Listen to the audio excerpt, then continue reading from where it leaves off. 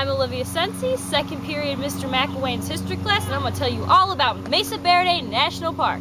Check it out. When I say Mesa, you say Verde. Mesa. Verde. Mesa. Verde. Now salute to absolute. Now salute to absolute. 37 degrees north, 108 west. And don't forget no address, son. Colorado 81330. Check it out. Relative location's what I'm rapping about, and now I'm here to shout it out. 9 miles east of Cortez, and that's what I says. Well, hi! I want to tell you all about the weather at Mesa Verde National Park.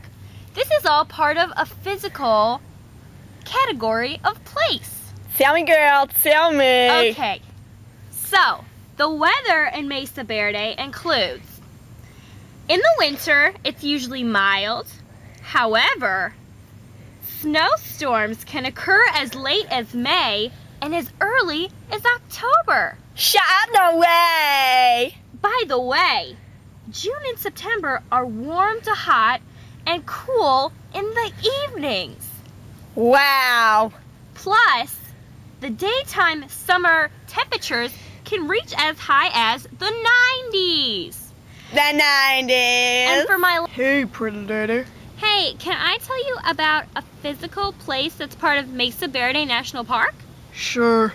Okay, I'm going to tell you about a specific plant within the park. It's called the evening primrose. They bloom in late spring, and their flowers are vivid and yellow and 5 inches across. They're perennials, but the sad part is they only bloom for a day. After a day, they wither away and just die. Oh no. The leaves are narrow and silvery, and the flowers turn a salmon color before they shrivel up and die, which is really interesting if you ask me. Hi, can I tell you a physical place of Mesa Verde National Park? For sure. Okay, I'm going to tell you about an animal that inhabits this national park. It's called the weasel. The weasel. Okay, the weasel that is specific to this area is the long-tailed weasel. They're small and they're active predators. They're usually long and skinny with stout legs. Oh, how nice. Now, they're very clever and they feed on small mammals. Small ones. They have rounded ears and brown feet, and they're usually 16 inches long, 12 ounces. They have a black tipped tail, and they burrow in dens. No way! They can burrow in the ground that's rough and dry because they just make little dens in the ground. Yay. And that's all about the weasel that's a part of Mesa Verde National Park. Hello, and I'm here to tell you about a human characteristic that's part of place for Mesa Verde National Park.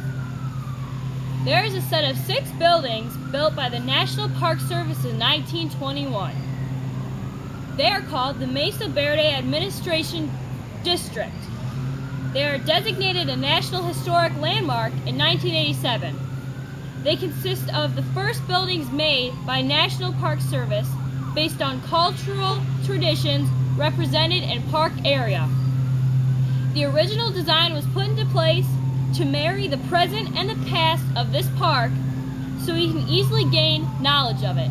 And that is a human place characteristic of Mesa Verde National Park. Thank you.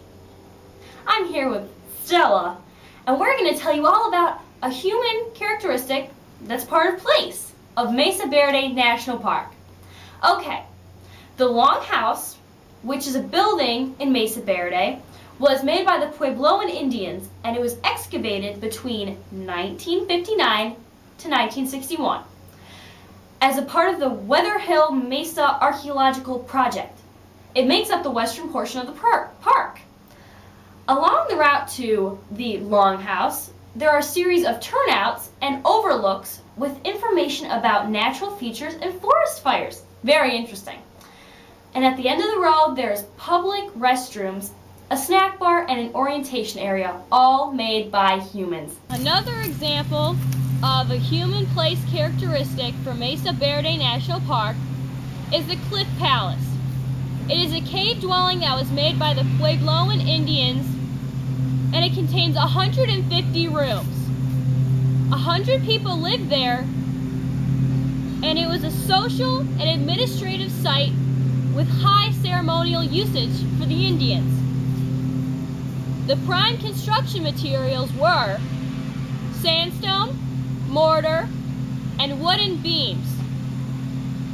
And that is the Cliff Palace, which is arguably one of the most popular of the cave dwellings. Hi, and welcome to WWH in the morning. I'm Olivias Sensi. And I'm Renee Hartline. And this segment is all about Mesa Verde and the human-environment interactions that go on in the park. Absolutely.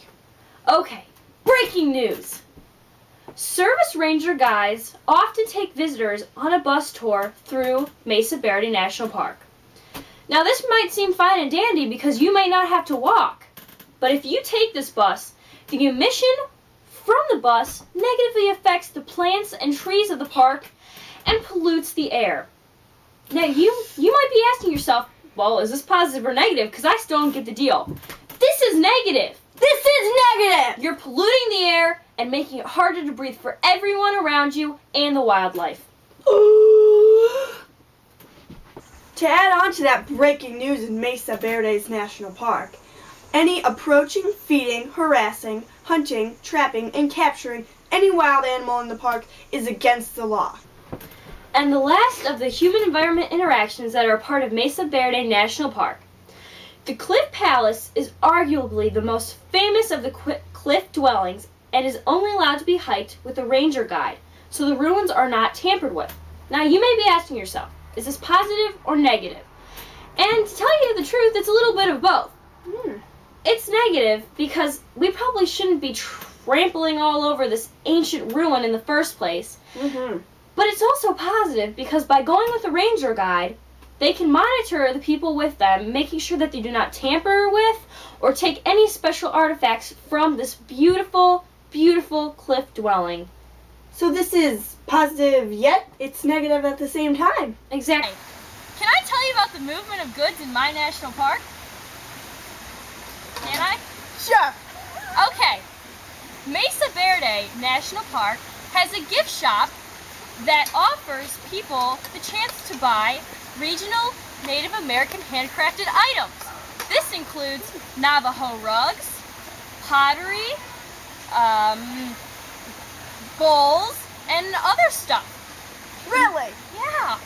The movement of goods is because people buy the stuff from the store and take it home to enjoy at their house. Oh, wow. Yeah. Oh, hi. I would like to tell you about the movement ideas in Mesa Verde National Park. Oh, let's hear it. Okay, so, at Mesa Verde's National Park, there are brochures available at the Information Center.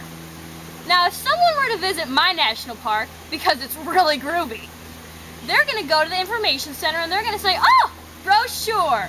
And then they're going to take it home after they visited, and they're going to give it to a friend. Let's say, oh, a long ways away, 5 states over. And this friend's going to look at it and she's going to say, whoa, look at the activities and everything you can see at Mesa Verde. This is a movement of ideas because now they can see what they can do at my national park even if they're not there. I'd like to tell you about the movement of people to my national park, Mesa Verde. Now, this is the way people get from their respective areas to my park. First thing I'm going to tell you about is the nearest airports. One of them is Cortez, Colorado, New Mexico, Farmington, and Durango. Now, once you get to the airport, there is a bus terminal in Durango. From there, you take a bus to the bus terminal, and then you have to rent a car to get the rest of the way to my park, Mesa Verde. I'm going to tell you about regions that are part of Mesa Verde National Park. The first one I'd like to tell you about is Mesa Verde itself is a region because it's defined by the fact that it's situated in the Four Corners area. That includes the state of Utah, New Mexico, Colorado, and Arizona. That's how you define it. Another example of a region in Mesa Verde National Park is 5,312 acres that is dedicated to an area that is named a Colorado Important Bird Area. This area includes one activity center and a breeding core area for the threatened Mexican spotted owl. I'm going to explain another region that's a part of Mesa Verde National Park. This is a part of the park that is 8,500 acres of federally designated wilderness. This means that the area is owned by the government, so there ain't gonna be no new shopping mall built on that area. No new shopping mall? The ancient Puebloan Indian tribe made Mesa Verde their home from 550 AD to 1300. In the beginning, the mesa top was their home, and then they decided to carve into the sides of the cliffs and make those their home, where they made cave dwellings. Their main crops were corn, beans, and squash, and they domesticated turkey. They were highly skilled potters, decorated bowls, ladles, and mugs, and their amazing architectural ability was something that was amazing. This is Olivias Sensi. Thanks for watching my report on Mesa Verde National Park. I got a lot from my knowledge.